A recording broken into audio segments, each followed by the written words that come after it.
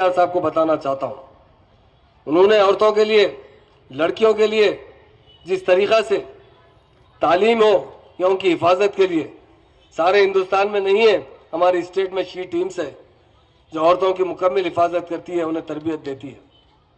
उसी तरह हमारे लड़कियों के लिए हमारे ऑनरेबल सीएम साहब ने उनके इख्तियार में 4 साल के अंदर ही उन्होंने 204 रेजिडेंशियल स्कूल खोले हैं, जिसमें आज 50,000 से ज़्यादा मुस्लिम लड़के और लड़कियां तालीम हासिल करती हैं।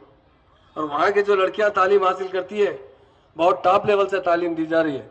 और एक ख़ास बात बताना चाहता हूँ कि वहाँ पर नमाज़ों का एहतमाम है, वहाँ पर दीनी तालीम भी दी जाती है। इसकी मिसाल हिंदुस्तान में नहीं मिलती, क्योंकि सीएम साहब भी ये जानते हैं कि मुसलमान इस हमारी स्टेट में 70 साल पहले 400 साल हुकूमत किए हैं। बस 70 साल में ऐसा कि अजाब नाजिल हुआ कि आज यहाँ के मुसलमान दलितों से ज़्यादा कमज़ोर है।